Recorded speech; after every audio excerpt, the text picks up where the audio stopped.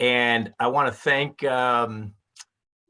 Burke, Mr. Barman for inviting us here tonight.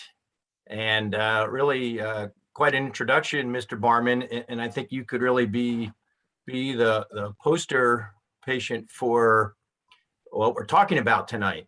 As you mentioned, Dr. Kim and I go way back. I think we were working together in our Ontario Kaiser Multidisciplinary Clinic for prostate cancer way back when you first came to us and started on your journey. So I have to say it's an honor to be talking to this group again. I think my last time was 5 or 6 years ago. I know it's a well-attended group. It's a very knowledgeable group. And I have to say, and I'm probably can say this fairly for Dr. Kim, I have learned, both of us, I think I learned quite a bit in working with Mr. Barman over the years, and kind of always asking questions about what can be done and what else can be done, and kind of thinking outside the box. So that's really where we are tonight, and talking about oligometastatic prostate cancer. It's a relatively new term and a new concept of how we approach prostate cancer.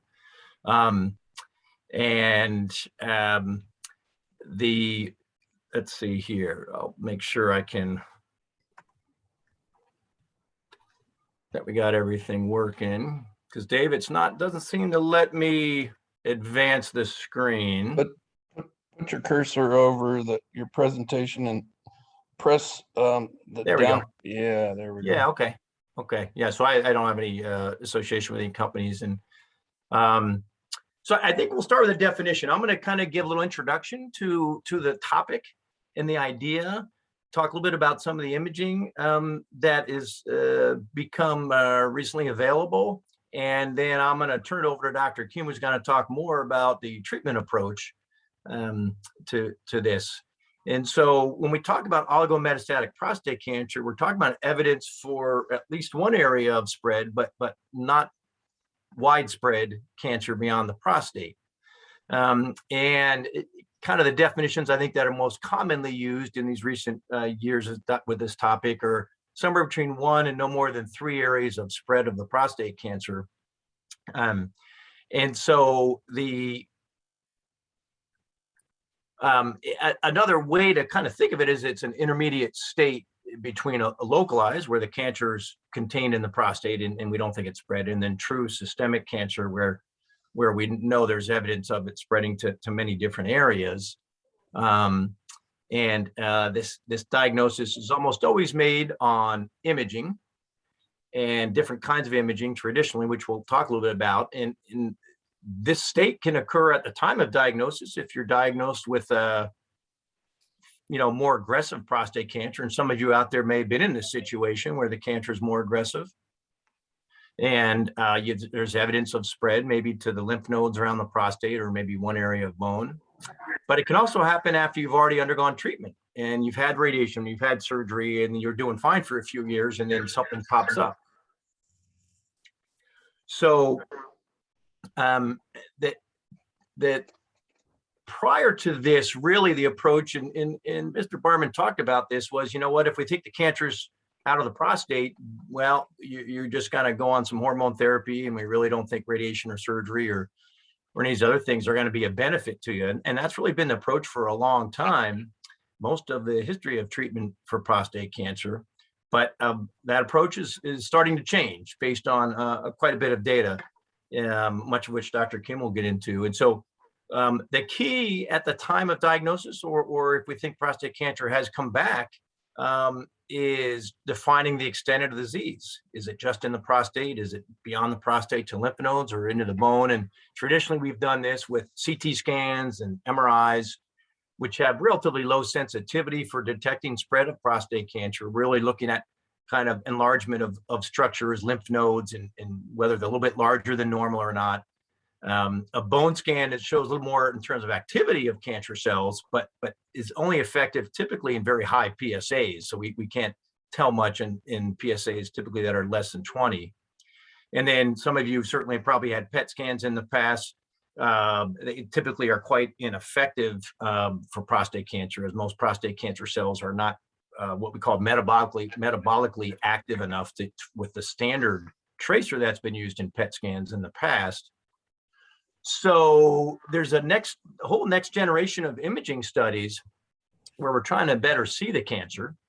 One that you may have heard of is an Axiom PET scan. It's a different type of a tracer that is injected and then taken into cancer cells with a little bit more sensitivity for take up by prostate cancer cells. But you can look at the numbers there. It's not super sensitive in detecting spread of prostate cancer, and typically only helpful at really high PSAs. And really, when we're trying to determine additional treatments for men, we're trying to figure this out when PSAs are much lower. PSAs are 1 or 2. And so the Axiom scan, both Dr. Kim and I have had some experience with this over the last 3-4 years, and I'll be honest with you, it has not proven as helpful as we thought it might be when it first came out. And thankfully, there appears to be a much better option out there called PSMA PET, or prostate membrane specific antigen prostate. Sorry, I reversed the words there. It's PSMA PET. And so this is a new type of scan that appears to be much more sensitive for picking up areas of spread. And the way it works, and I put this at the top, is it a game changer? And we'll probably get to some of that as time goes on. I would say maybe it is in some ways and it isn't in other ways, and there's still a lot to be learned about it. But it uses what's called a radioligand that binds specifically to a part of the prostate cancer cell, a protein on the surface, and then the tracer gets taken up into the cell. And once you get an injection, they typically wait 10, 15, 20 minutes, depending on the tracer you've gotten. There are several different that are used. And then the PET CT scanner will pinpoint sites that have accumulated this tracer to try and identify where specifically prostate cancer cells could be elsewhere in the body, including the prostate too. And so this is just a couple of photos taken from the UC San Francisco and UCLA trials. They did one of the clinical trial out here on the West Coast, trying to address whether this PSMA PET scan may be of value. And what they're showing here is actually picking up 2 very small areas that light up. In these areas, typically we would not see on a normal PET or even a CT scan. We might say this area down below, which corresponds to kind of the mid-abdomen, is a little bit enlarged, but you wouldn't really be able to tell if that's prostate cancer or not. So you can see this clearly with these different radioligands associated with the PSMA protein. It lights up quite well and is quite convincing. And it's another example where the kidneys and bladder light up because the tracer goes through the kidneys and bladder, and a little bit liver and intestines. But the bright spots here, you can tell everything looks fine except for one little bright spot isolated, which lights up quite well with PSMA PET. And these are areas we likely would not have seen in the past with any other form. So it has gone through some studies in advance of it being approved by the FDA. And this is one of the big ones that was looking at recurrence of the prostate cancer in men who had either had radical prostatectomy or had radical prostatectomy followed by radiation. And what's interesting here is a couple things. When the evidence for cancer recurring was picked up with a very low PSA, as it typically is after surgery, and all these patients had to already have had these prior scans, the typical scans that we use, and they had to be negative. And the goal was to kind of see, well, can we see prostate cancer at these very low PSAs? And maybe that helps us determine if some form of additional therapy might be worthwhile. But it really, decisions on whether more therapy or more treatment makes sense in these cases really depends on accurately identifying location of where the prostate cancer cells could be and the burden, either a lot or a little.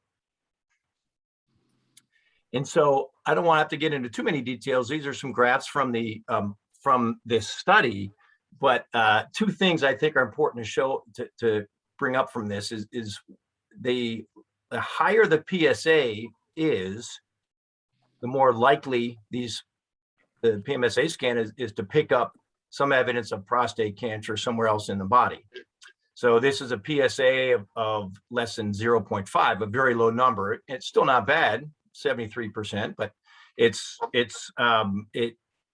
the higher the PSA, the more accurate, but we could still be quite accurate at PSAs in the 1 to 2 range, and even possibly between 0.5 and 1. And this second graph really in general terms shows that you can pick up evidence of prostate cancer in many different locations with the PSMA scan, not only in lymph nodes in the pelvis, it can be outside the pelvis, higher up in the body, in the bone. And so it's maybe not so good at picking up cancer when it gets to certain organs like lung or liver, that type of thing. But fortunately, that's rare in prostate cancer. So really, this was evidence that the ability to predict for prostate cancer spreading to different areas and being able to pick that up at very low PSAs is quite possible. Okay. So, what does all this mean? It sounds great because we're going to be able to identify areas of spread earlier on, possibly at the time of diagnosis. And that's going to lead to some different ideas. And one thing is, well, is it going to lead to more treatment? Well, it could. It very well could.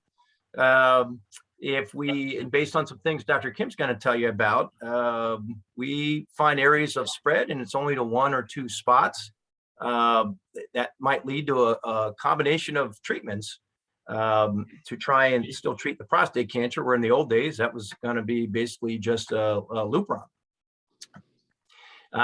Is going to lead to better treatment? We think so, because now we're able to pinpoint a little better whether the cancer spread and which treatment might work best. Is it going to lead to longer survival? That we don't know. This is very early on in PSMA PET. It's going to lead to better quality of life. Well, that depends. Usually more treatments can affect quality of life, less treatments a little better, but time will tell. And I think probably the most important aspect of all of this is that it's definitely going to lead to more patient-specific treatment. So we're going to be a lot better at figuring out whether someone has localized prostate cancer or whether it's spread, and if it has spread, to what degree. So this is definitely going to be better in the long run. But I think the real important issue here is with greater vision comes greater responsibility. I love this quote from a radiation oncologist there at the University of Pennsylvania.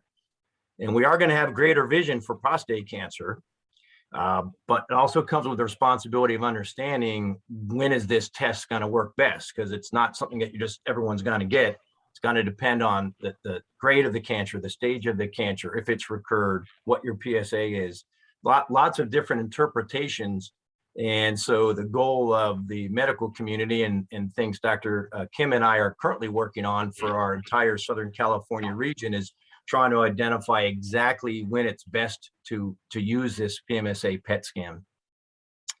So I'm gonna stop there. There's and pass it over to Dr. Kim, who's gonna talk about the role of treatment in these more advanced prostate cancers based on some of these recent trials. So I'm not going to go into these because he can do these trials much better justice than I can. So I'm going to stop there and pass it over to Dr. Kim. Thank you, Dr. Williams. And thank you again.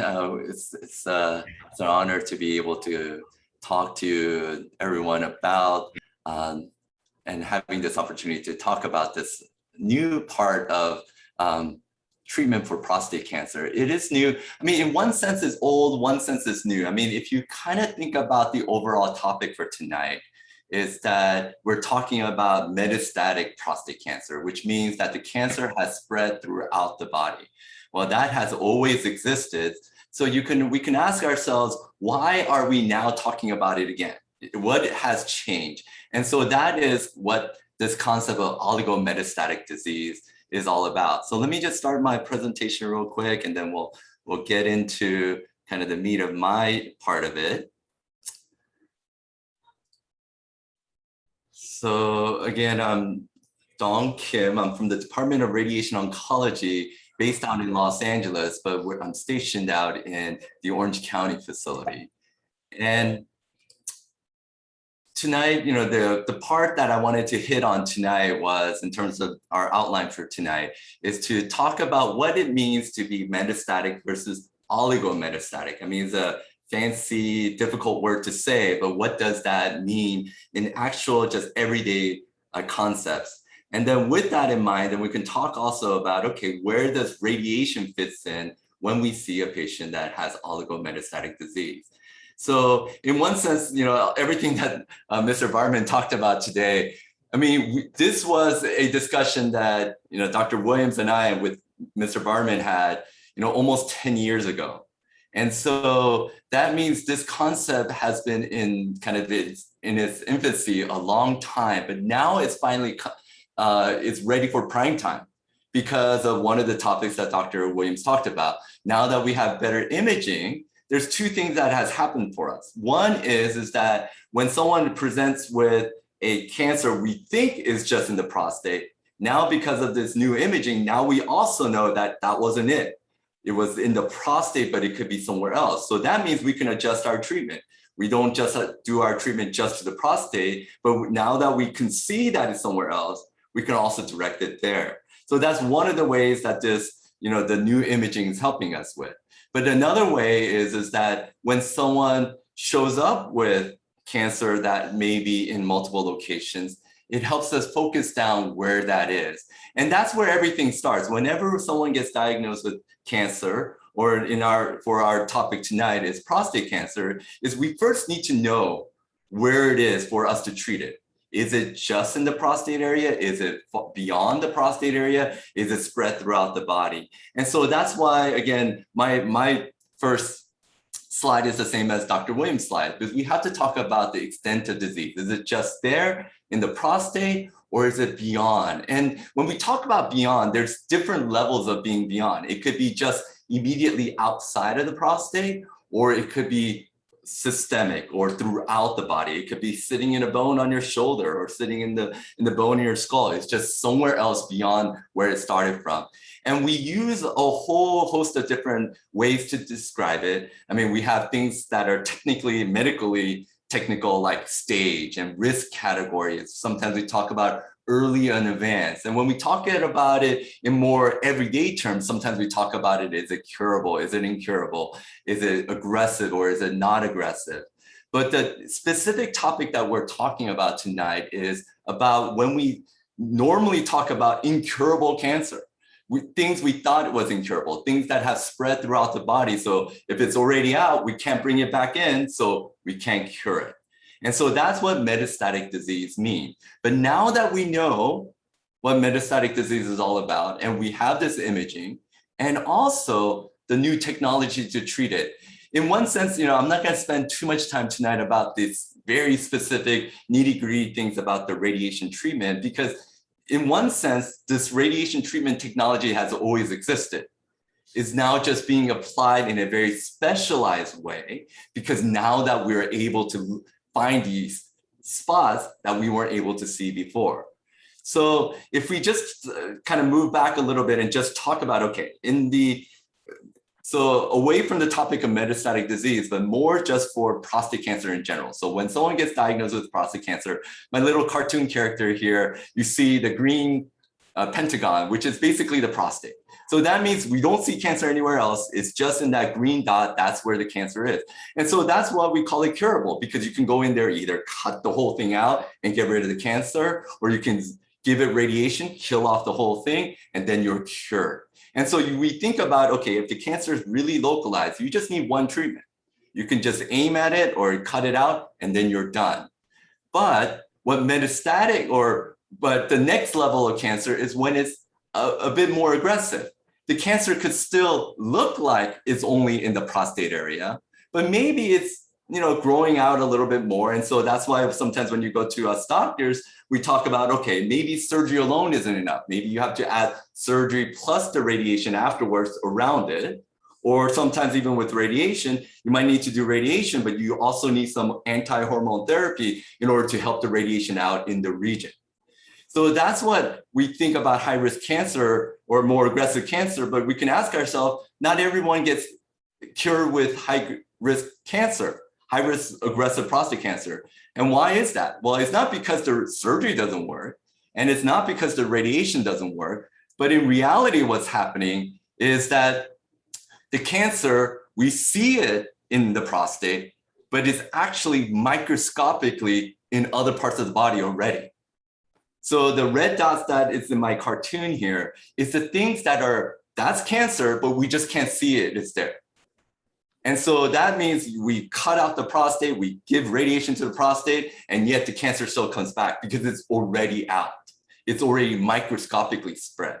So in other words, this is actually not a curable situation, or traditionally we thought this is not a curable situation because the cancer is going to come back. We treat the prostate, but the one in the arm is going to grow right back and spread to other parts. So that's why the cancer comes back. And so when we see someone with more aggressive cancer that's at least in the prostate, we at least think, okay, something may be out there, we just don't know about it. And so that's why, you see these treatments where we do maybe radiation or surgery to the prostate, but we also give additional drugs. Sometimes you hear about chemotherapy, other newer hormonal therapies that are available to try to get rid of all those things that we can't see that's out there. But the reality is that it may not just be these few spots. It actually may be this many spots. We just can't see it. And so this is again why what Dr. Williams was saying is so important, because with these newer scans, we can possibly find out that it is all over the place before we can see it in the normal scan. On a CT scan or bone scan, which we might not be able to see, well, these newer scans may be able to show us this so that we can take a different approach. Because if we didn't know where all those red dots were, then we will be concentrating on the green area, the prostate only, and we still haven't treated your cancer comprehensively. And so this is why we worried about these more aggressive cancer. But more specifically, what we're talking about tonight is metastatic prostate cancer. So I'm using the green rectangles because the blue rectangles, because what that means is that instead of being the red dots where it's microscopic and you can't see it, these rectangular, blue rectangles means you can see it. That means you can see that the cancer has already spread throughout the body. It's in the prostate, but it's also everywhere else. We can already see it, be it by the new imaging or even the old imaging. And we call this metastatic prostate cancer. Again, this is considered incurable because since it's already out, we can't bring it back in, we can't get rid of every single cell in your body. It's incurable. And so we usually think, okay, well, since we can't cure it, let's just give you the anti-hormone therapy. Hopefully it will starve the cancer and slow it down so that you'll get more time. And hopefully it will be a long time. And so that's where the discussion used to end. And that's why, we never had this talk before, because it's kind of a sad ending to a talk because you just end there. But what is new now is to say that, actually, one additional thing. So this may be what you see, the blue rectangle.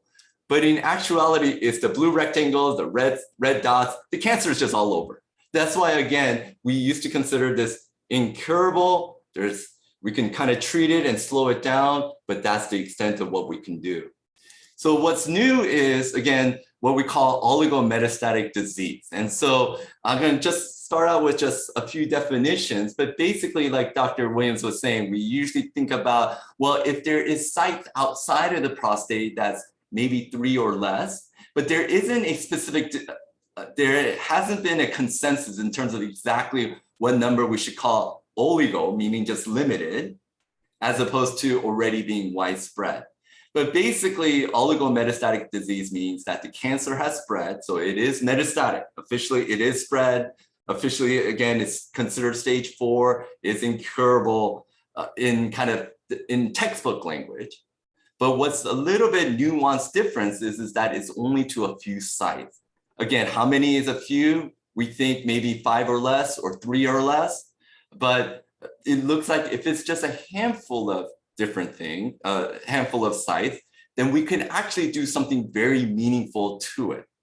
And it could show up, that's why, again, these scans are so important, because if we know where those sites are, if it's just one site on one bone that's away from the prostate, instead of not knowing about it and letting it blossom later on, if we can go ahead and treat it, that's going to make a difference. And so that's what this is all about. So if I use a little bit more in terms of picture. The old paradigm is that when you have metastatic disease, when you have oligometastatic disease, that means, again, the visible part, the blue rectangles, is just a handful. It's not a lot. Just in my cartoon here, there's only 3 sites outside the prostate. And we still used to think that this was, in the past, incurable, because what really is happening is those 3 sites are the things we see, but the microscopic cancer cells that are throughout the body is all over the place. So again, that's why we thought it was incurable.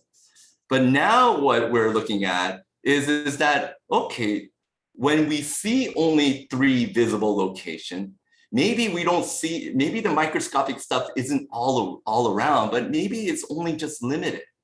So in this case, it's more something we can handle a little bit more or a little bit better, because you can argue, well, maybe we can use the drugs to go after the microscopic stuff, and maybe use surgery or radiation for the visible stuff.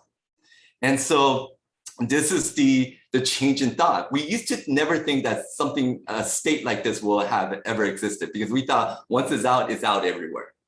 But maybe because the cancer just has a different biology or different characteristic, that it's not spreading widely, but it's on a slow march to spread outside the body or outside the prostate area. So, and then there are situations where, well, you know what, those 3 things that we see may truly be the only cancer. So it may be the 3 things we see plus the limited microscopic stuff, or maybe it's just the 3. So the difference between the 2 is that, when sometimes we think about the 3 big spots, we can see it on the scans. And when we see it on the scans, that we can aim the radiation there. But we're still, if we're not trying to be comprehensive, then we're not going to be treating the rest of the microscopic stuff. So one of the latest things that's being done is, okay, you treat with the newest, best agents, that's available now to treat all the microscopic stuff, and maybe even shrink down the big stuff, and then come back with radiation treatment or surgery at the big things.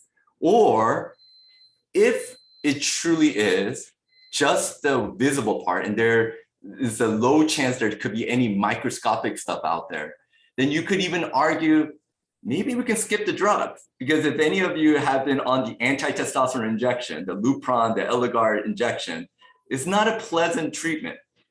It lowers your testosterone and you get a lot of side effects, and it does decrease your quality of life. And so you can make the argument, if we can narrow down by using the PSMA PET scans, anything new, and we just know where it is, then maybe we can avoid even the drugs for right now and all the side effects, and maybe just do the targeted radiation just to the spots that we see. And so that is the new paradigm that we have. So if we're following the science, if we follow what the studies are now showing, so these are all brand new and relatively new. 2018, 2019, 2020, 2021, these are brand new. And when it's that new, it's actually not found in the usual regular everyday practice. It is more something that people who are a little bit more specialized will apply because the data is just new. But one of the things that we both Dr. Williams and I have been kind of hinting on is that there is a third aspect, which is there's what we call systemic therapy, which is the drug treatment. There are newer agents that are used to try to kill off the microscopic stuff. It's a huge topic, and it's a separate topic, and actually by a different specialist. It's the oncologist that gives chemotherapy. So we'll leave that up for a different discussion, but we'll just concentrate on at least the radiation portion of things, which is, again, not only is there a lot of good data about aiming at the prostate, but in the setting of when the cancer is everywhere else. So the first trial, again, pointing out, is called the Stampede Trial. There's actually multiple versions or multiple trials that were run by the Stampede group. But this particular one that I'm talking about is a trial that looked at giving radiation treatment just to the prostate, even though the cancer was everywhere. We in the past, you go back 5 years, everyone would have thought it was crazy. And even what Dr. Barman did was treating that lung lesion would have been way outside the box way back then. But I mean, there was hints of it. That's why this trial was ran, to look at, okay, even if you leave everything alone, but you just give radiation to the prostate, can you make a difference? Because that's the bulk of the cancer. That's where it started from. That's home base. So if you get rid of home base, can you affect overall how the cancer goes? And the study says yes. So after about 3 years of following these people after they got radiation, is that 10% more people were alive than those who did not get the radiation. And these are people who, didn't get the other cancer treated. Okay, so this is just the very rudimentary. Just treat home base, treat prostate. And so what we know now is that we don't just leave people with metastatic cancer, let them alone and just give them the hormone treatment anymore, or just that alone. But now we say, okay, in conjunction with that, if things are limited, there's only a few sites of the cancer elsewhere, then aiming the radiation at that area can make a difference. It can actually make you live longer, or at least that's what the early results are saying. We'll have to see what the long-term results say, but at least the short-term results, after about 3 years, 10% more people are alive after 3 years than those who didn't get radiation to the prostate. But the one that's really exciting now is that on the next level is, okay, how about the prostate is treated, but what if we knock off the handful of cancer that's out there? So again, in this next study, the Saber Comet trial, it wasn't a trial about if they should get surgery or radiation, because it could have been either or. But basically, if they had 5 lesions or less, they got radiated to every one of those spots. And after 5 years of following them, it looks like 20% more people are alive who got radiation, who got treatment to the prostate. And then, well, actually, it wasn't just prostate, it was also breast, colon, and lung. So it was any cancer, but treat the... Hey, Siri, volume 25%. Excuse me? Sorry, was there a question? Okay, I'll just go on. So it's 20. So after 5 years of following those patients who got 5 lesions or less treated, 20% more people were alive at 5 years than those who did not get radiation to all those sites. So there's these studies now coming out that's showing that maybe treating in this specific setting of people who have lesions that are 5 or less, 3 or less, is that if you treat just the prostate, or if we want to go now the next level, prostate plus all the other sites, has made a survival difference of about, well, according to this study, 20%. So that's why there's now new excitement about, okay, now that we have proof that we can make a difference, let's do something with the technology that we now have. So the radiation machines that I was treating people with prostate 5 years ago is still basically the same. I mean, don't get me wrong, there's like minor upgrades and stuff, but the base technology of what I was using 5 years ago versus now is basically the same, but the way we apply it is way more advanced. So when we talk about radiation treatment, radiation is just this big, well, there's multiple machines made by different manufacturers. So they all, make their machines their own way. But basically what it is, you just have this big machine that generates a radiation beam. And what you have to do is focus that beam and target it properly. And so this is where I come in, right? Because you would think, just turning on a machine is easy, but targeting it and targeting the right thing is where kind of the clinical judgment comes in. But traditionally what we used to do, and what we do still for just the cancer itself, when it's in the prostate, is that you give a little bit of radiation each day. You do it Monday through Friday, 5 days a week, and you do it for many weeks so that eventually it adds up to a lot of radiation. And because it's a lot of radiation, it should kill off that cancer in that targeted area. And so that's the normal way that we used to do it. Sometimes we shorten it. I mean, back in the day, we used to do the radiation every day, Monday through Friday for the prostate up to like 8-9 weeks. Now we shorten it down to about 5 weeks because we just give a little bit more each day so that we can finish a little bit earlier. But one of the benefits of going slow is that I'm not limited to just a small, tiny size. I can do a big area and still safely do it because I'm going so slow, the surrounding tissue could take it. But one of the downside is that, well, if you do a larger area, more normal organ is in that large area, so you could potentially have more side effects. But one of the bad thing about it is that, well, you have to come 8 times. And if my radiation machine is located in Anaheim and you live in, San Juan Capistrano, it's going to be an hour each way every day and 2 directions. So that's 2 hours a day just driving. So logistically, it becomes very difficult, especially someone who may have cancer in the bone that hurts. It's hard to ride in a car. It just makes it more difficult. So what now has happened is on the other side. It's called ultra hypofractionated radiotherapy. That is the kind of the trendy thing these days. Is a very technical term. But one of the technical terms that you probably hear about and you read about and you Google about is a term called SABR, S-A-B-R, or SBRT. What SABR stands for is stereotactic ablative radiotherapy. SBRT stands for stereotactic body radiotherapy. Actually, they are interchangeable terms. They mean the exact same thing. Or you can say, I'm going to get ultra hypofractionated radiotherapy. But saying SABR is just trendier, right? It's just a more fun term to use and an easier term to remember. So SABR or SBRT. So, but all that means is that we're using that same machine with the advanced technology that it has. But instead of giving a little bit of radiation each day and doing it for multiple weeks, is that we give huge doses of radiation once a day or every other day, and just do it a handful of times. Maybe 1 time, maybe 3 times, maybe 5 times. So those are my common regimens that I use to really narrow, give huge doses. But because it's huge doses, the con, I'll start with the con, is that you only can do small areas. Because the body can't take it if I give a huge dose of radiation to a big area. So that means that oligomet has to be small. It has to be small enough for me that I can narrow down the beam to just that tiny little area. But so that's one of the limitations, that I'm giving a lot, but I only can give it to a small spot.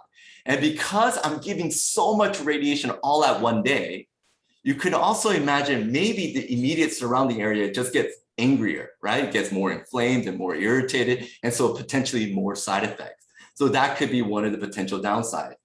But the positive about this is that when we deliver all this radiation in huge doses to a small area, but huge doses over a short period of time, it may actually kill the cancer better.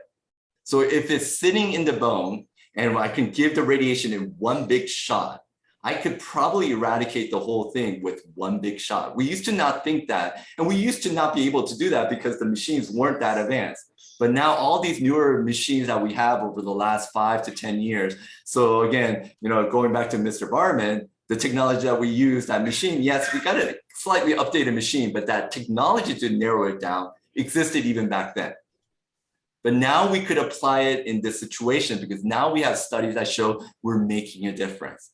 And so treat it and it treats it better. It may be more effective in that area.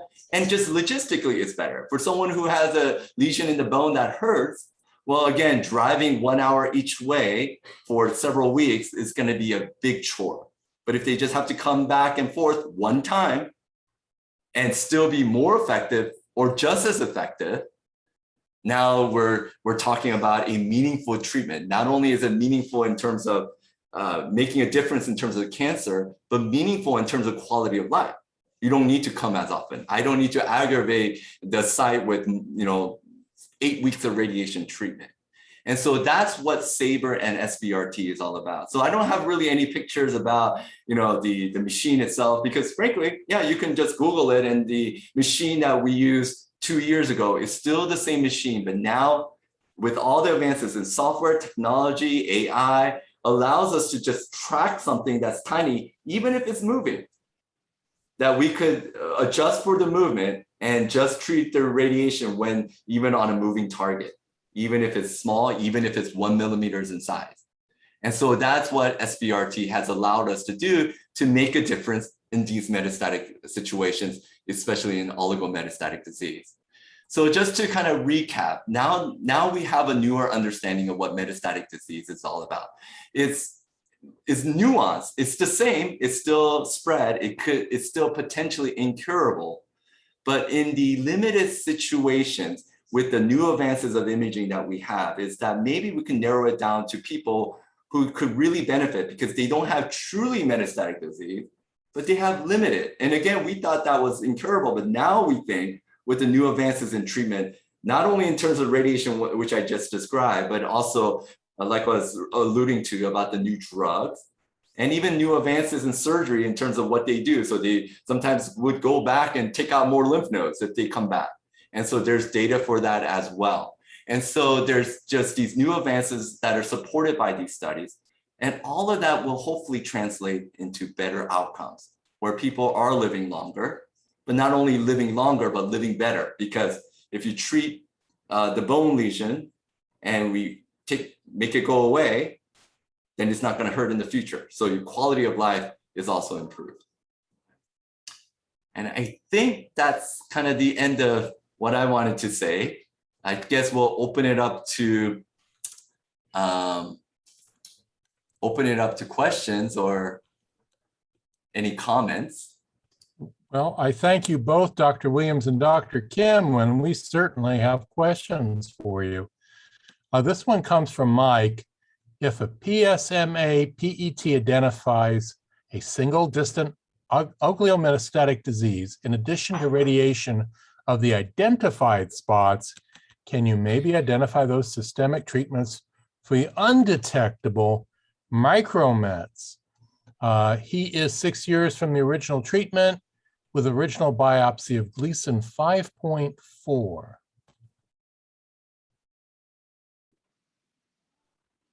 So I don't know, Don, want me to take that? Yeah, go ahead.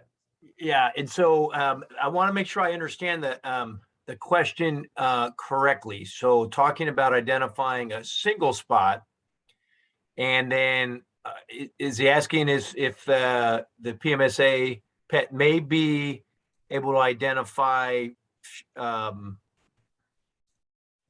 additional smaller spots? I'm not sure. I want to make sure I understand that correctly. It sounds like what I'm going to have Mike unlock his mic, unmute his mic, and see what we can tell do him here to touch their space bar for yeah, temporary. just touch your space bar to unmute Mike and see what we can do here to clarify this a little bit. Great, thanks. So I had a PSMA PET, actually two of them, that identified a single cancer on on a seventh rib. So Okay. my assumption is that since it traveled that far, that there's probably micromets that are not detectable yet. I've looked at several treatments for micromets proactively, and I'm just curious what you might be willing to discuss. Yeah, I see. So that actually will probably be a combination of me and Dr. Kim, because I think what you're referring to is one of the newer approaches that has come out of the Stampede trial and the different arms, where if you can identify, you might see one or two sites, in your case, on a PSMA PET, but we are really suspicious that there are other sites besides that. And that's where the systemic therapy or hormone therapy, in the case of what the Stampede trial showed us, a combination of a LHR agonist drug like Lupron or Eligard, along with Zytiga, a different way of attacking prostate cancer cells wherever they may be in the body. And so that combination can be used in conjunction with radiation. Specifically, so the question is, it really comes up is, how aggressive do you want to be in using both systemic therapy, and this refers back to some of the slides Dr. Kim showed, using a combination of systemic therapy to treat the micromets in addition to radiation therapy, whether it be to one site on a rib or maybe 2 or 3 sites or even the prostate.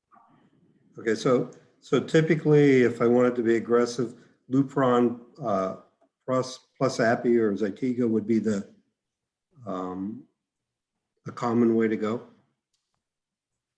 Yes, so according to the Stampede trial, that's probably your best combination in terms of addressing the micrometastatic disease. So just going back to the PSMA scan a little bit, just to comment on that, is that even though it's the newest, one of the newest scans, nothing is 100%. So it will show us things that we weren't able to see before, but it is still not going to show us microscopic stuff. Right? Because that's beyond the detection of the naked eyes. You have to have a microscope. That's why it's called microscopic disease. So we're never going to be able to see that. But we do need to make that conclusion that if we see it on the rib, that it must have traveled and it may be still traveling, so that we make the assumption that metastatic disease exists, hopefully limited, but if it does exist, you need something to address that. So that's why, yeah, the drugs come in, the Lupron and Zytiga are the ones that are being most commonly used right now. And then in addition to that, then we can start thinking about, more focal treatment depending on where those locations are. In one sense, if you kind of think about, it's a little bit artificial, but if I have to artificially separate some of these things out, is, those little red dots that I was mentioning, those could be taken care of by the drugs, but the drugs won't be able to take care of the blue rectangles because they're too big or there's too much cancer or the prostate itself. So that's where the drugs will help with the red dots. Something else is needed for the blue square and the prostate itself. So Zytiga can actually eliminate the micromets, or does it just slow it down? It's a little bit of both. I mean, if we believe the data where you have survival improvement. So if you have survival improvement, that means, well, the only reason someone survives is because the cancer is gone. Okay. Now, granted, maybe if we waited a little bit longer, it might eventually come back. But the hope is that it will be getting rid of and killing off those cells. But I think if we want to be, truly realistic, is to at least hope and expect that it's going to control it, slow it down, but it can knock off some of these cells as well. So if there's only a handful of those micrometastatic cells instead of a lot, then maybe, being on the drugs for 2 years could really starve them and maybe starve them to death, as opposed to just starve them to non-growth. Okay. But only kind of time will tell. Because we're not able to know how much micrometastatic disease there's out there. Okay, but I don't want to talk for too long here, but how about injecting radioactivity into my body every month? Well, so that actually, so there's already some things like that. So as a general principle, you don't want just radiation inside your body because it's going to destroy everything else. But if you have an agent that will hone in on the prostate cancer cell itself, then maybe it will attack those cells as well. But when you inject radiation into your body, while it's trying to travel to that cell, it's giving off radiation as it's going there. So there's still potentially a lot of side effects.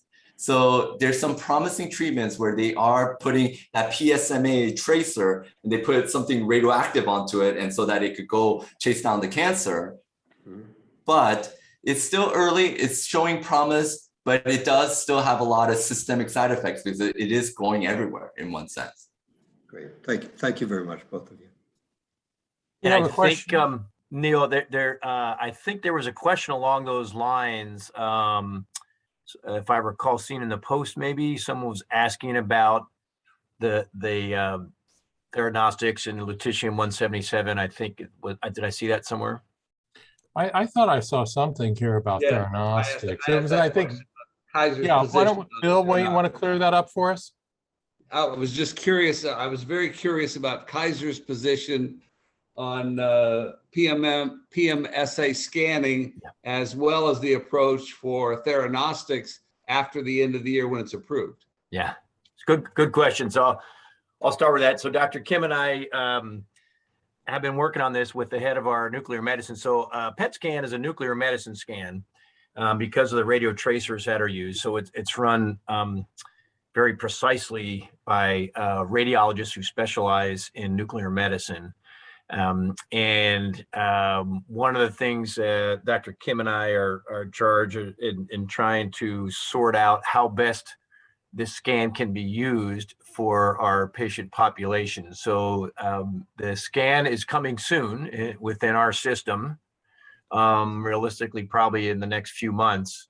One of the important aspects of it, and I believe this was a post maybe from you as well, but I saw it up there, is to false positives and things like that with these scans. And the reality is, while the PMSA scan is quite accurate in detecting true cancer that has spread, there is definitely reader variability, meaning you have to have someone who's quite good in nuclear medicine at reading PET scans and understanding uptake by these cells to give accurate readings. And one of the studies I showed actually was comparing reader variability in looking at these scans. So when you set up a program, as we do across 14 hospitals, that's going to, taking care of 4.5 million people across Southern California, we want to make sure that we're doing this right. And we have people who absolutely the experts in nuclear medicine who understand how to read PET scans.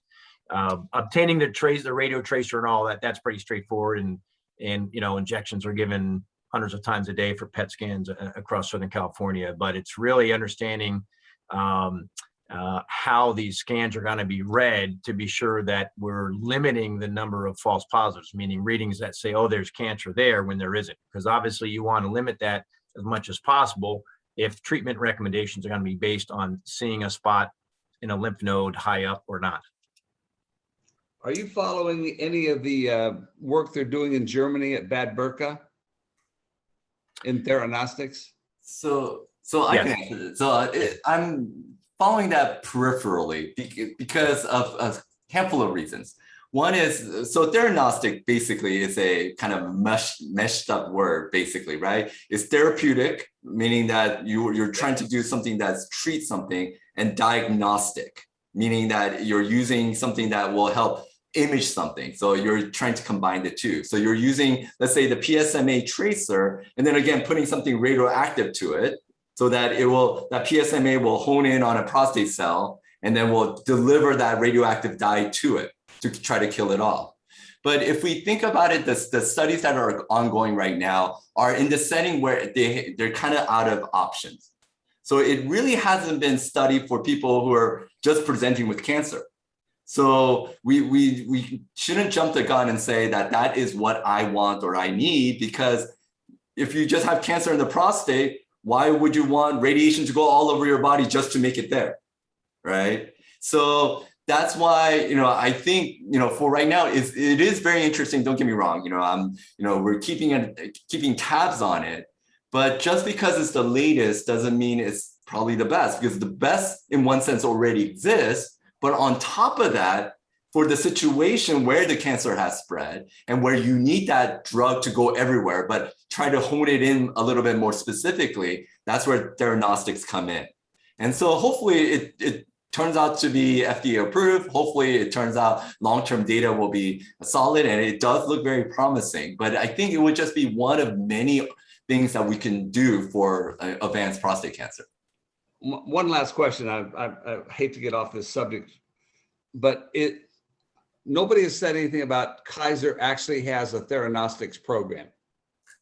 You words rounds and yeah, you haven't used that. Yeah, so I'll just name it. Right now, we do not have a theranostic program because, again, there's no data for it for regular prostate cancer. There's data for it maybe in potentially metastatic prostate cancer that has already gone through the hormonal therapy, the Zytiga, chemotherapy. None of it works, so now they have no other choice but to use theranostic. So you can make the argument it's a very small subset of people. And also, like I was saying, just because it's new, I mean, it may be a silly analogy, but I'll just use the COVID vaccine as an analogy, right? People talk about, I need long-term data. I need data that goes for 1 year, 3 years, 5 years before I will take the vaccine. Well, that's exactly theranostics. It's brand new. We'll have to see what the outcome shows. And secondly, one of the big things for me is when you start introducing radiation into your body, then you're going to get all these systemic effects that you did not want because you're sending radiation all over your body. That's probably, as you know, it's not healthy for you. So there has to be a good purpose for it, meaning you ran out of all the other options that has less side effect, and now you're going to go with the one that has more side effects, but maybe it shows some promise. Okay. Michael here has a question. I wonder if you could see it, doctors, about the Stampede trials. Can you see it on your screen? Yes, I believe it's in the Stampede trials, the subject's first treatment was prostatectomy or radiation or both. Is that the one you're referring to? Yes. Yeah, so actually the original Stampede trial was looking at patients with metastatic prostate cancer, and correct me if I'm wrong, Dong, but there were a variety of treatments of which patients had, and they were primarily looking at recurrent prostate cancer after treatment. Yeah. And whether the addition of Zytiga or abiraterone to Lupron, because the standard treatment up to that point was just Lupron alone, when you add in a second hormonal therapy, if that made a difference, regardless of the type of treatment that someone had to begin with. Yes, so that's absolutely true. Yeah, so there wasn't any set criteria on the protocol that it had to be radiation or it had to be surgery as their first treatment. Many of them didn't even have a first treatment because they already presented with metastatic disease. So like I was mentioning before, I mean, treating the prostate when the cancer is all over the place in the past didn't make any sense. So these studies were looking at, okay, even in that setting, when we do better drugs, can we do better? And since we can do better, now we're going back and saying, okay, well, if you add radiation, would that help overall? Or if you add surgery? More of the studies, because they were already advanced, more of them did end up getting radiation than the people who had surgery. But that's a open-ended question for right now because it hasn't been answered, which is better. But frankly, we could probably already predict that it's going to be the same, radiation or surgery. Just like in almost every other setting for earlier stage prostate cancer, we know that radiation and surgery are basically equivalent, just depending on the specifics of the situation. But since it's the same, that we're probably going to be able to see that the same even in metastatic disease. But for right now, yeah, I would just say yes. More we got radiation but that was just how it was done. It wasn't because it was better or worse. Yeah. No, my question wasn't about whether radiation or surgery was better or worse. Often people that have had radiation are told that that's it pretty much for their treatment of the prostate with radiation. Whereas if you have a prostatectomy, sometimes they go in and do scavenger kind of radiation to get surrounding tissue. Yes. I was wondering if they were giving people that had radiation as their initial treatment, additional radiation on the prostate. Yeah. So, I mean, to be more specific about the topic that we talked about today is not about the cancer coming back in the prostate itself, right? Right. Yeah. No. Yeah. So we're talking about the ones outside. So that's why it wasn't directly addressed. But you're absolutely right. I mean, there are situations where the cancer will come back in that area. In this setting of where it's metastatic, I mean, you can almost argue it doesn't really matter if you can't get control of the cancer outside of the prostate.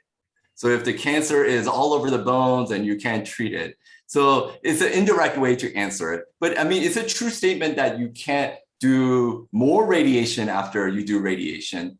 But the question is a little bit based on the fact that you're saying the cancer is back in the prostate, which it probably isn't. So it's gone there, but it shows up in the bone because it already escaped by the time you either did surgery to remove it or gave radiation to it, it had already escaped. So that's why I was showing you that picture about the reality of high-risk prostate cancer, advanced prostate cancer, is you think it's just in the prostate, but it's actually somewhere else already. You just can't see it right now. And so you treat the prostate, it doesn't come back there, it's just coming back somewhere else. So yes, it's a true statement, but it's not a major issue when we're talking about metastatic disease. So the notion of not giving radiation, a second dose of radiation to somebody that's had radiation to basically eliminate their prostate is not one of additional damage, but one of efficacy, that the cancer is not likely to be back in the prostate. And so doing the second treatment isn't that beneficial. That's usually the case. Okay. But no, yeah, but there's definitely times, it's just like, cancer could come back in the area after Right. surgery, we do radiation. There are definitely times where the radiation, after radiation, it could come back in the prostate. I'm not suggesting that that never happens. But what I'm just suggesting is that usually that's in the setting of where there's a bigger problem at hand. If you can't get, if you can't control the bigger problem, the small little amount of cancer that may be coming back in the prostate is not the biggest issue. So it's just a matter of just where the focus of the treatment might be. But it is true, you can't do radiation to the exact same spot again as a general rule. But with the newer technology, sometimes we do re-irradiate areas. But just as a general statement, yes, is not able to do it a second time to that exact same position, location. So if you have radiation to the prostate, you can get radiation to a hip bone, to a rib, to a neck bone, because it's just a different site. What is the underlying theory for why that works? Which works? Irradiating the prostate, affecting metastasis throughout the body. If the prostate has been eliminated already or has been irradiated already, and the cancer is pretty much gone from the prostate. Oh, yeah. So maybe, yeah, sorry, I think I might have created a misunderstanding. So that study that I was mentioning about the radiation to the prostate is someone who presents with metastatic prostate cancer, meaning that they've never had treatment before. They just Okay. I'm sorry. Yeah. Sorry, I think I wasn't clear about that. Sorry about that. Okay, thanks. Okay, I'm gonna hop around here a little bit. From Mike Livingston, in a fracture treatment, does a 3-day break for the holidays make a difference in outcomes? Fortunately, no. It doesn't make a difference, that big of a difference, even if it was the daily treatment. But the biological theory is when you give only a little bit each day, you're only killing off the cancer a little bit at a time. So if you take too long of a break, since you only killed off a little bit, they'll start dividing and growing back. But when you give these big doses, you're really knocking it down. And so even if you have 3 days, 4 days, or even a week, it's not going to grow back enough to have more cells there for you to kill off. So yes, it's perfectly fine, even if it's 3 days. Okay. There are regimens of radiation that's once a week for like 6 weeks. So we know that those breaks do not make an impact, major impact.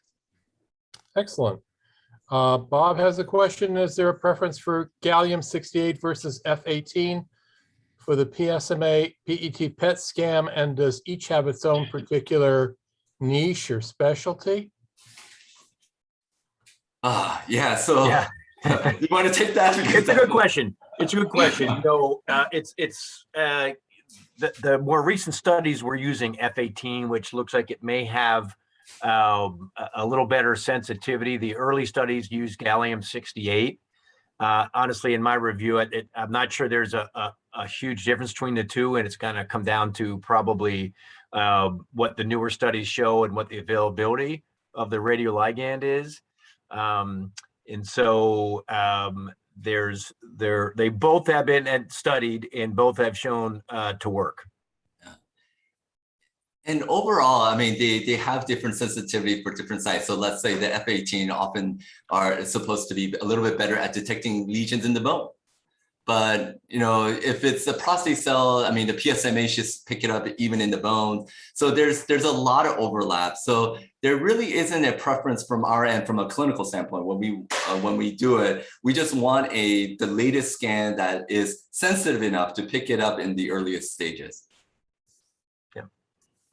Excellent. Bob has another question. If less than 5 spots show up and are treated, why not step back momentarily and see where PSA is going before you go on to systemic treatment?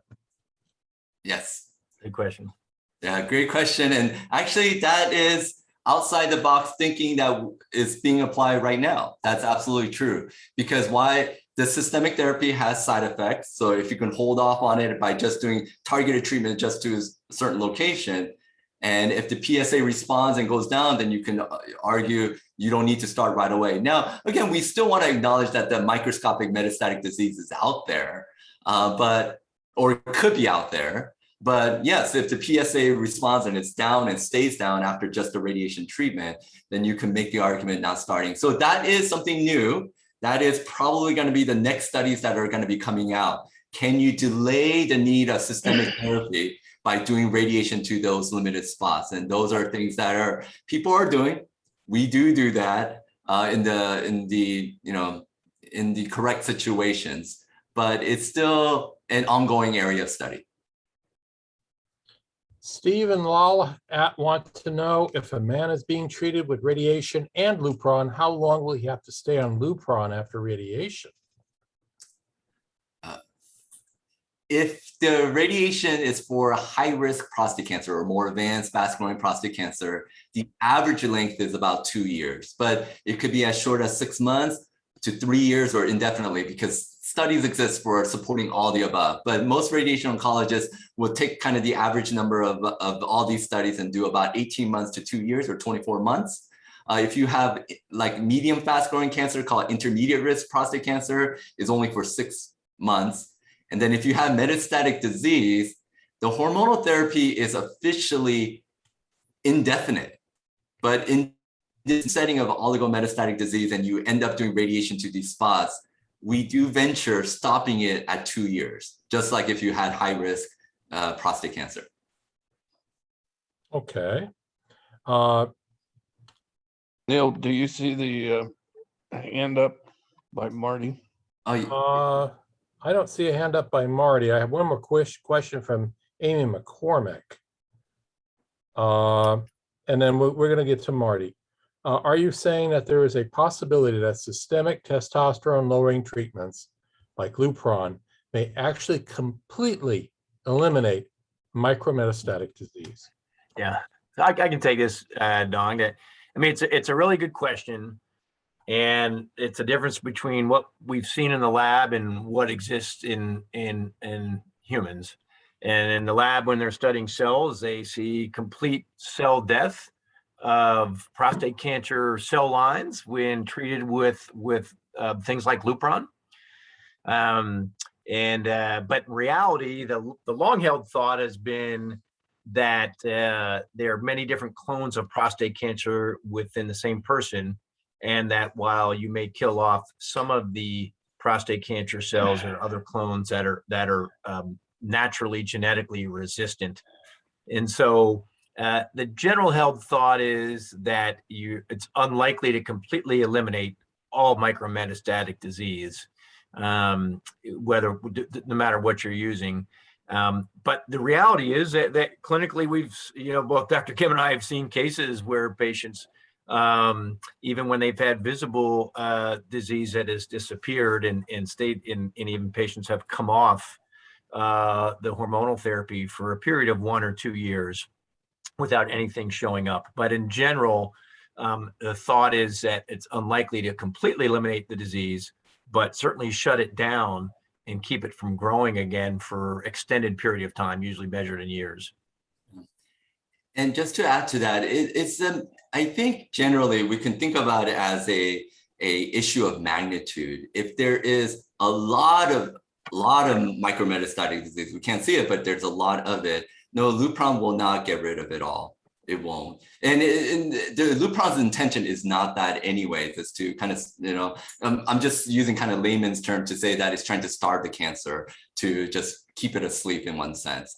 But studies, I mean, if you look at the radiation studies, when you add Lupron versus not adding Lupron for high-risk prostate cancer, the ones that could have metastatic disease, is that people live longer when they get the hormones plus the radiation. There are more people who are alive. And so what you can imply from that is that there is a subset of people who have very limited micrometastatic disease that are probably at least long-term suppressed, the length of those studies, if the studies went out 5 years or 10 years, is that they're either, those cells are suppressed for that long or they're actually eradicated. So that is the implication that you can make by that. Now, again, is that the intent of the Lupron? No. So yeah, definitely, I'm not saying it's going to cure you of your cancer if you take the Lupron, if it's just micrometastatic, but rather if there's limited number of micrometastatic, there is a hope and a chance that maybe it could with the Lupron, and probably not just Lupron, but with the newer generation medication that adds on top of the efficacy of Lupron. Yeah. Excellent. Marty, thanks for your patience. Would you like to go ahead and ask your question? Thank you all for the information. It's been very valuable. I'm going to address this, I think, to Dr. Kim. Radical prostatectomy, had salvage radiation, 2 years of Lupron, and then I went on vacation, biochemical recurrence, high velocity PSA. When you say the SBRT at high doses, I just recently had a PSMA with Pylarify on July 16th, identifying a metastases on my T1 anterior. And I'm currently in SBRT treatment, but not to give you my dose, what amount of gray would you do in a case like that? So because this is kind of a new area, and actually the studies that do SBRT for the bones, they're not just looking at prostate cancer, they're looking at breast cancer, lung cancer, and each cancer has a different level of sensitivity to the radiation. So there are actually multiple regimens out there.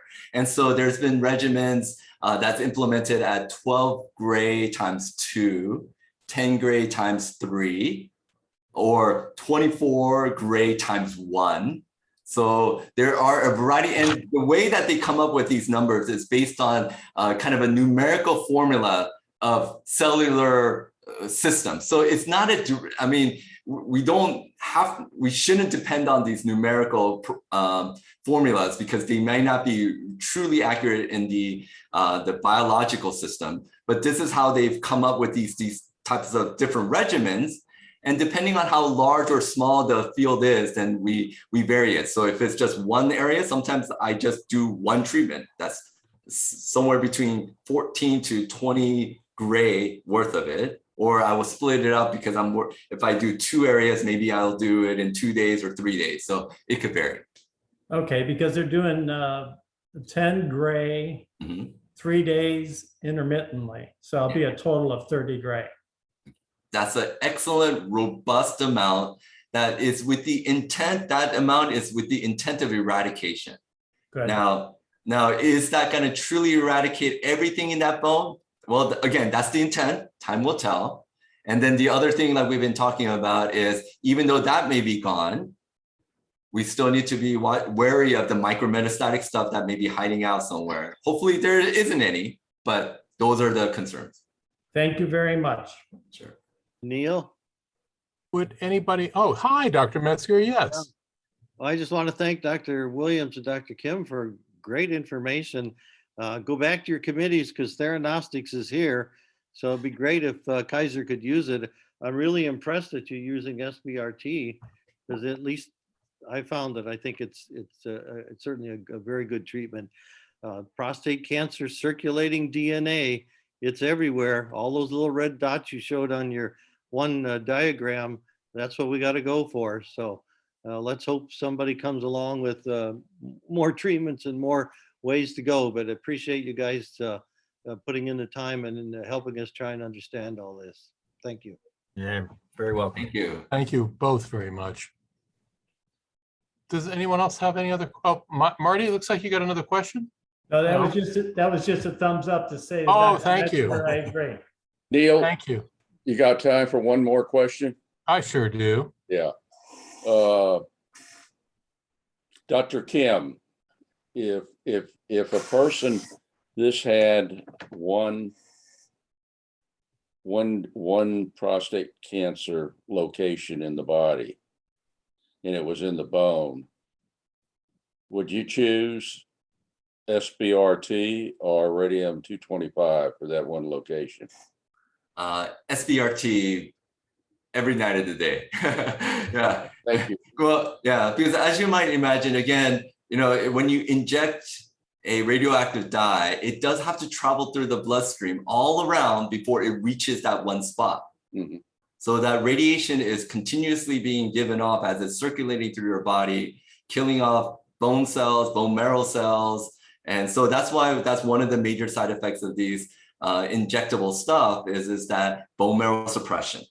That is a major side effect of what those type of treatments. And so it would be more direct to just aim at it. But absolutely, I think you're right. I mean, there is no reason to not to explore newer things. Okay, so theranostic is absolutely, it's up on the horizon. It's something that's on our radar, but it's just that it's just not quite ready for prime time, but it's getting there. Don't get me wrong. It's kind of like what we're doing right now with SBRT. It wasn't back in Mr. Barman's time. It wasn't actually ready for prime time, but we still did it, right? Because in a setting, in the appropriate setting, we want to push the envelope to do what we feel is going to be in the best interest of the patient. But we also need to make sure that we don't harm anybody by doing it. Yeah. Thank you, Doctor. Neil, Chuck Perkins has got a question. Yeah, I just got a quick one from Minnesota. There's a lot of interest in Mayo and their proton beam. I think that's probably for Dr. Kim, but yeah, that's the only place we have the proton beam right now. They are adding a second, whatever it is, line or whatever. I think they're going up to 1,000 patients a year. Okay. I think is what they're talking. Anyway, is that, well, how do you look at proton beam? Well, proton beam is excellent. So if you have it available, it is something that you should definitely use. I think the question we can ask in a different way is that, but if you don't use proton, are you missing out, right? Basically, the technology of protons allow the radiation to go in, but not exit out the other side. So that is just the biggest difference. The radiation, the standard radiation will come through and will peter out the other side. So you just approach the same problem in a slightly different way, and the protons does afford you that you can actually keep it simple because you just have one beam going one way, doesn't exit out the other way, so you're okay. But you also have to remember it's hitting everything on the way in, so it's not as elegant as sometimes we think it is.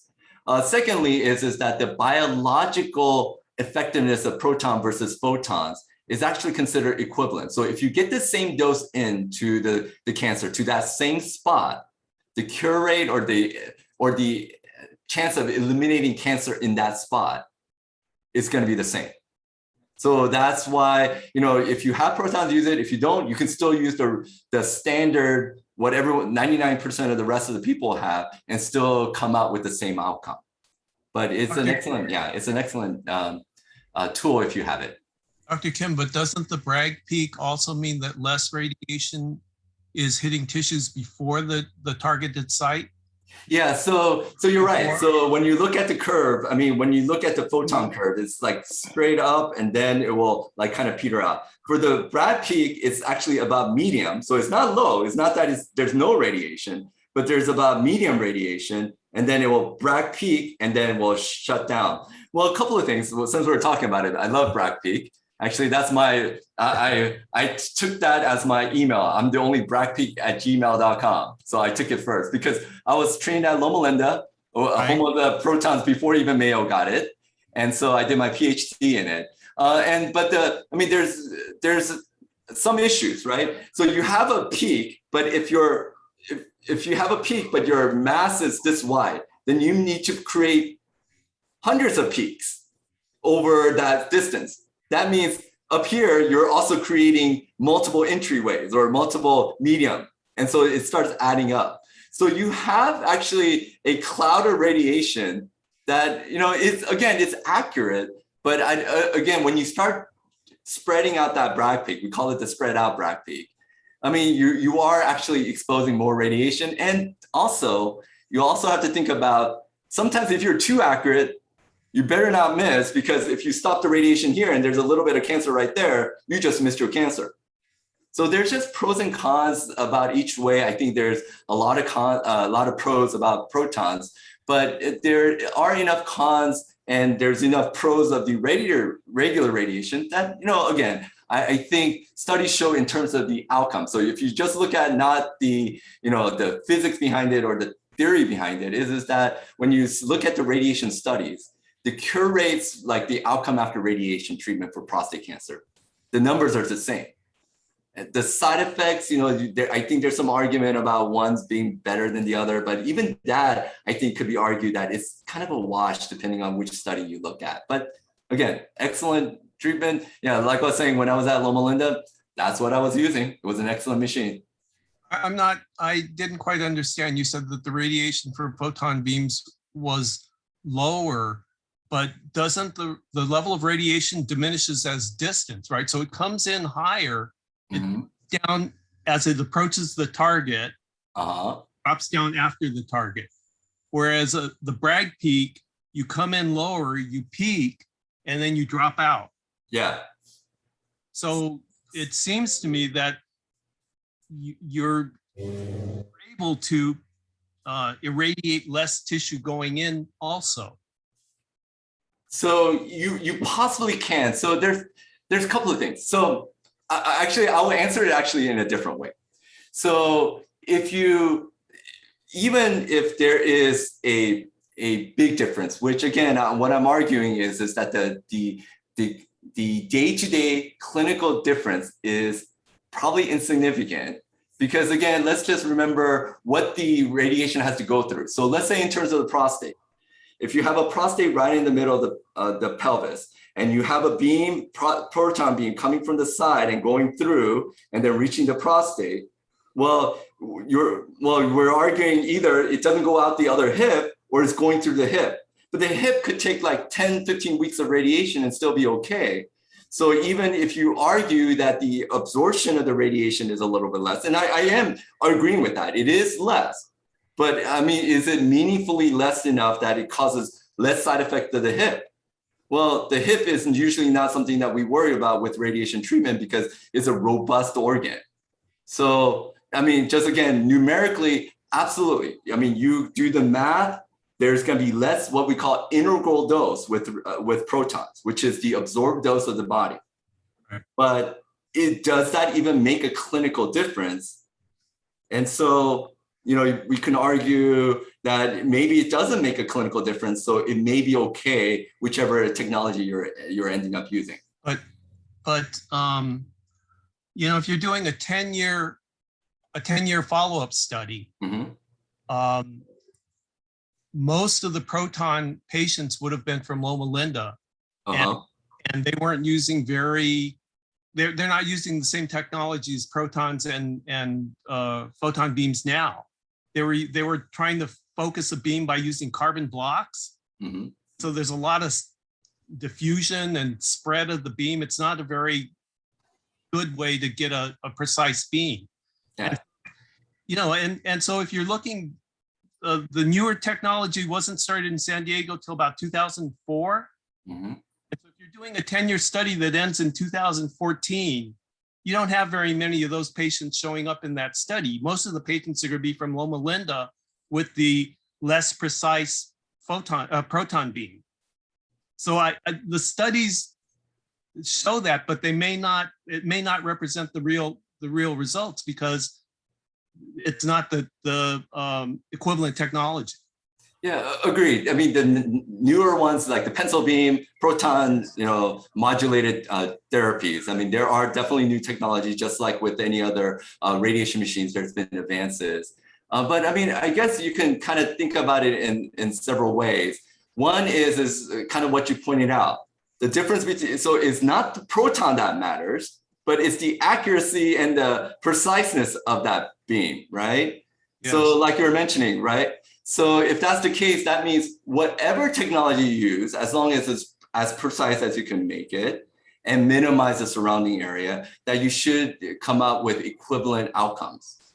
So it's not again, it's not being protons, it's being more precise is what you're also mentioning. Yeah, but protons have a particular characteristic that results in lower levels of radiation at surrounding tissues because of the Bragg peak, right? Yes. So lower you end out, and so it's in the studies that were done that were comparing the two. The bulk of the studies were from Loma Linda, and that was a less precise technology.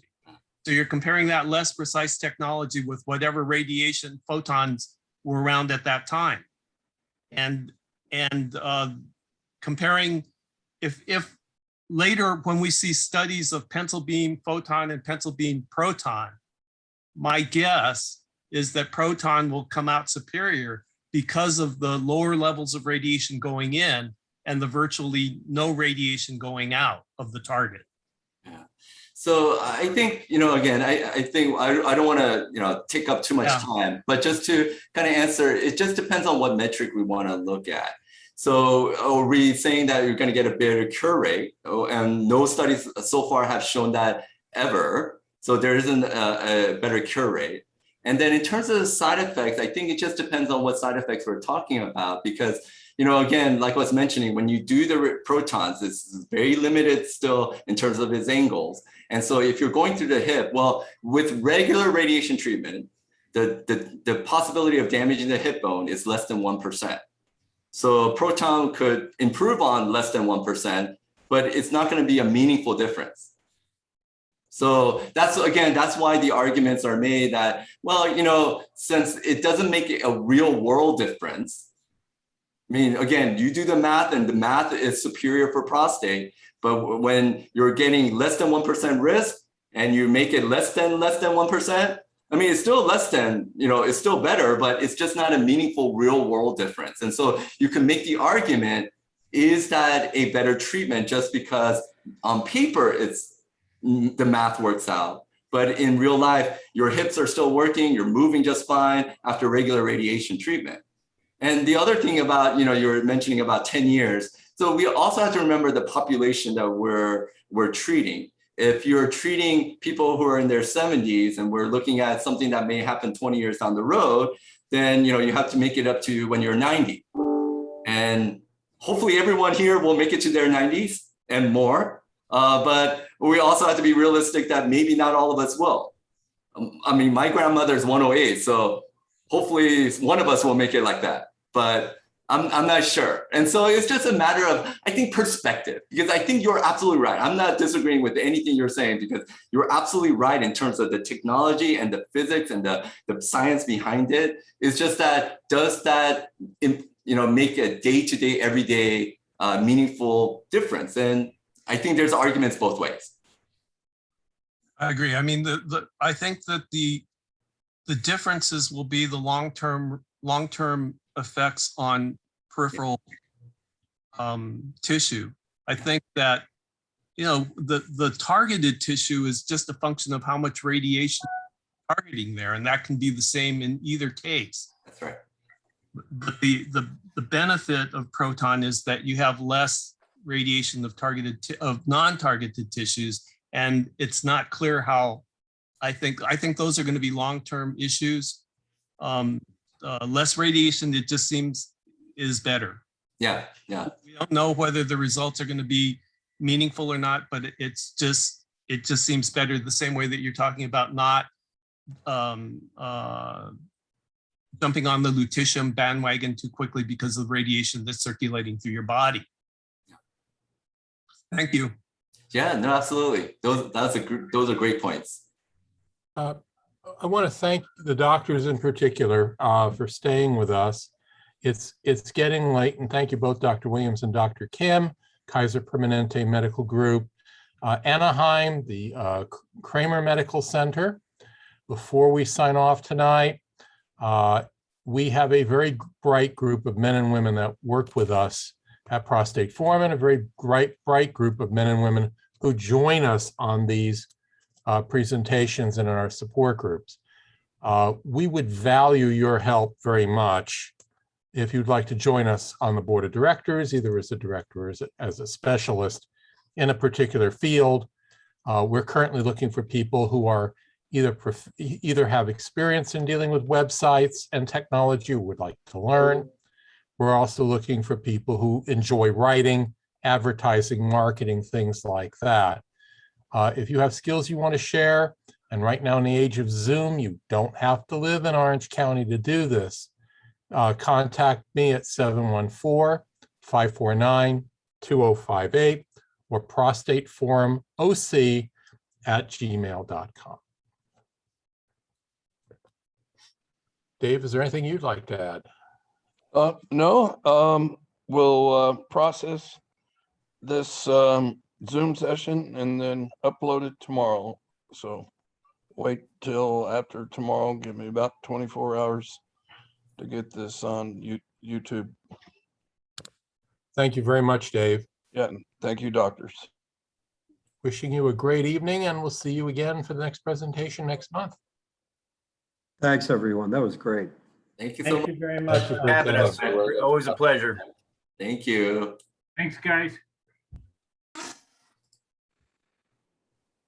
Thank you.